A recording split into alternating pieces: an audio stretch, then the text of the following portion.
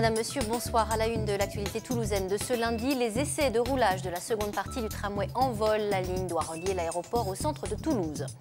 Les guides conférenciers de la région mobilisés pour défendre un statut en danger, vous les entendrez dans quelques instants. Et puis, il y avait du sport ce week-end, un week-end pour le moins morose pour les clubs sportifs toulousains.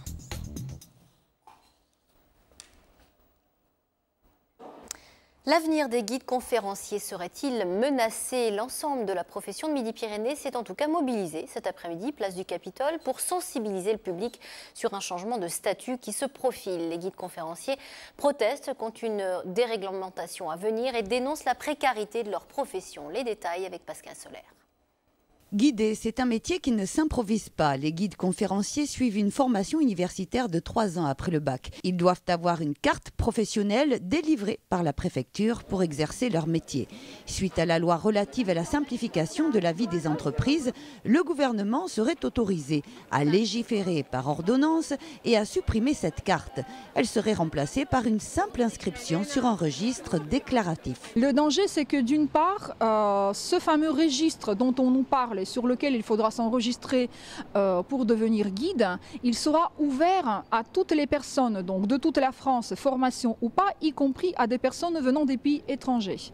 Et donc cette loi peut imposer tout simplement à des monuments, des musées, des offices de tourisme, de tolérer, de permettre à ces personnes-là d'effectuer des visites guidées, aux dépens des guides qualifiés, avec les diplômes qui resteront à attendre du travail qui ne viendra pas.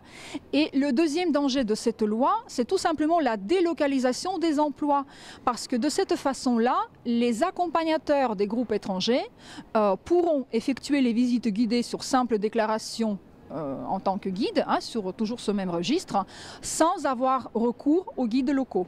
À Toulouse, les guides conférenciers seraient une quarantaine, dont une vingtaine salariés à l'office de tourisme. Les autres auraient adopté d'autres statuts, comme celui d'auto-entrepreneur, à la merci des donneurs d'ordre. De tous les guides de France, il n'y a qu'à peu près 3% qui sont en CDI. Nous dépendons des tour opérateurs, de la demande des clients, de la saisonnalité. Il y a des mois très bien, et puis il y a des mois où on gagne 0 €. Donc c'est un travail qui est assez précaire. Les guides conférenciers craignent une plus grande précarité et une concurrence au rabais. Une réunion interministérielle doit avoir lieu jeudi pour débattre à nouveau des enjeux de cette déréglementation du métier.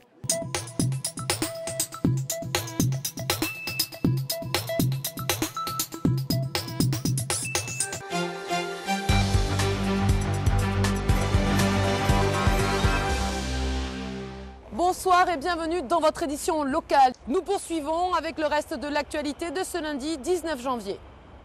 En temps normal, ils arpentent les rues pour dévoiler aux touristes les charmes de la ville. Mais aujourd'hui, les guides conférenciers ont fait le pied de grue devant le Capitole.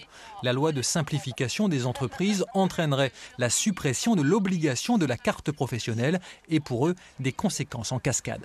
Beaucoup de ces personnes-là se retrouveront tout simplement au chômage, puisque si la loi passait, les tour opérateurs, les donneurs d'ordre, ceux qui organisent les voyages, pourront imposer des accompagnateurs de groupe, tout simplement. Le travail, déjà, il n'y en a pas beaucoup, puisque c'est très précaire pour les guides. Il y en aura encore moins, puisque les gens des pays étrangers pourront venir guider ici.